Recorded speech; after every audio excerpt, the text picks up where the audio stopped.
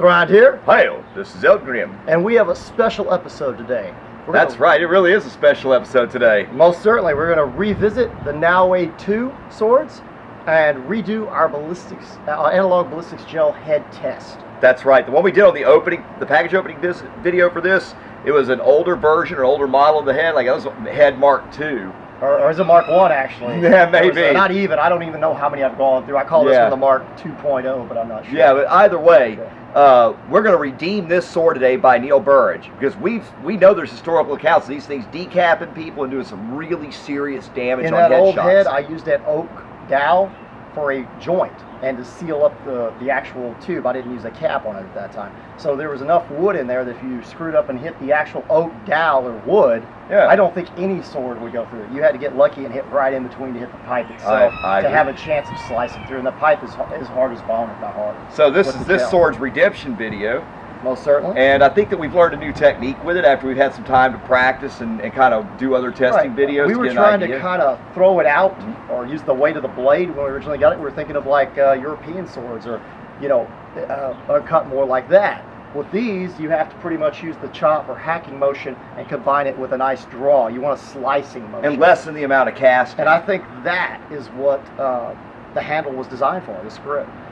It allows you to do that, and that also keeps the blade from bending. If it's done just right, the blade doesn't bend as easily hitting hard substance. I agree.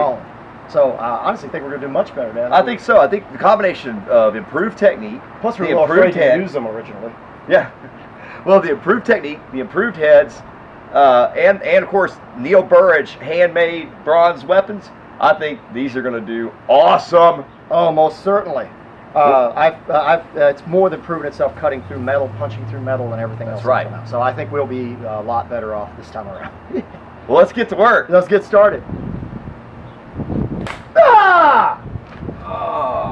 Ooh, we cleaved right into the top of the I thought I was going to get sprayed. I hit a little high.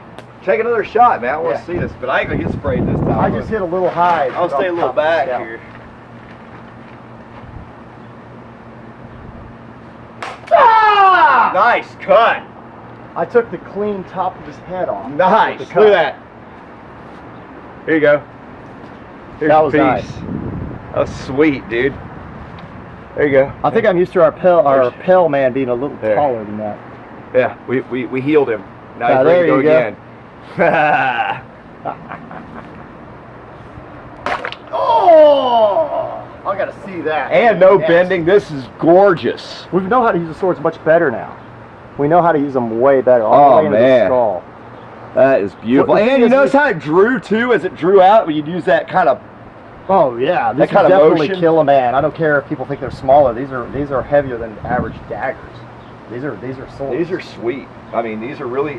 You can feel how nice they are in the hand, and like you said, when you use that kind of hammering, kind of light. Well, it's not a full cast, but it's like a cast with a draw. Yes, that's it. Apply the body and to keep the blade aligned as you're pulling it through. It's kind of like you're pulling it. You're kind of a chopping. I think Matt Easton said something about that. Yeah. We're cutting with sabers and sham shears and stuff. Yeah. You can cut this way and slice as you're actually accelerating. I think you can definitely see that in this shot. When it hits, you can see it start to slide. That's why I think the grip on this one, I honestly do. Like we argue about the Viking grip and the migration grip, but this one is definitely with this big round disc. It was designed to do this. I think it was to preserve the blade. Yes, I agree. To keep it from bending and down. Very, very nice. Because bronze can bend because of the soft core, but the outside is hard. It's all you. Ah! Oh crap! I think I went through his entire jaw. Trying to that's what stopped our decap. I went through his entire jaw. Crap. We'll try that again. Sorry. Yeah, there you go. I was trying to go right under his chin, and I took his entire jaw. Yeah, there you go. You got it. That's a tight space to aim for. Oh yeah, and hit it good. And yeah, you got it though.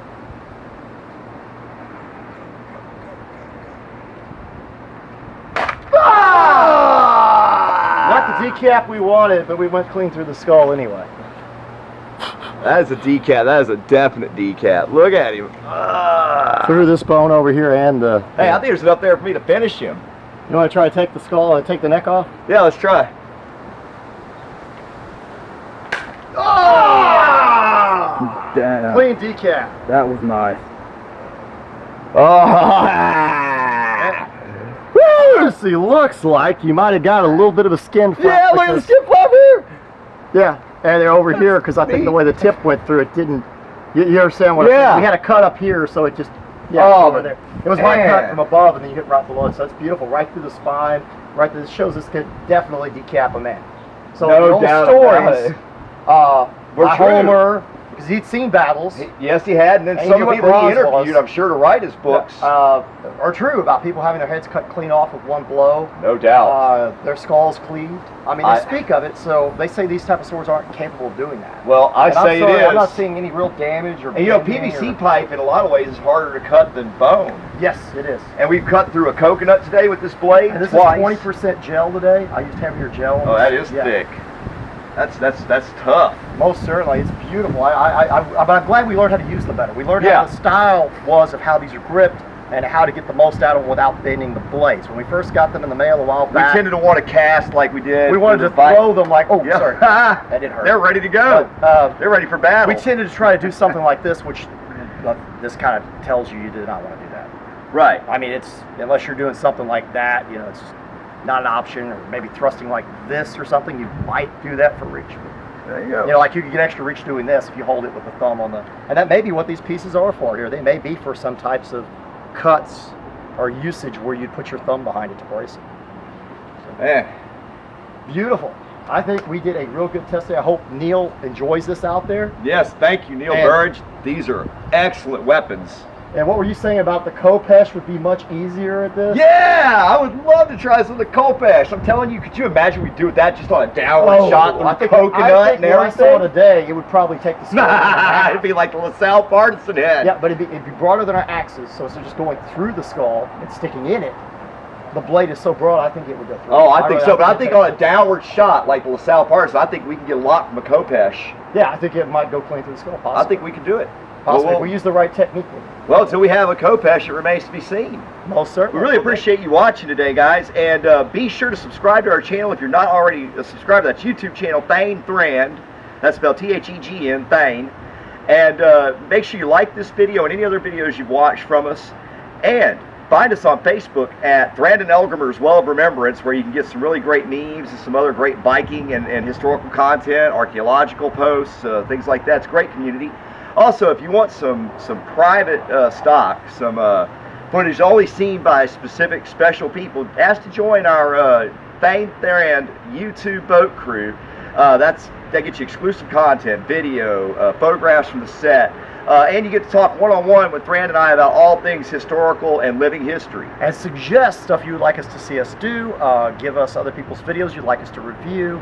I mean, it gives you a major outlet. And don't forget, on Patreon, if you want to help us do these projects you'd like to suggest, be sure and Donate at www.patreon.com/Thand, or Thand has his PayPal, and you can always email us through that account at Yahoo.com. That's right. That's the PayPal name. Or you can also, if you need to contact me personally, you can use my Gmail. It's the same That's right. address. That even if you have items to donate to us or anything, rather than getting a hold of us through our Facebook page, get a hold of Thand at Thrand@yahoo.com, and you'll get a much faster response through us. Thank you again for watching, and farewell. Farewell.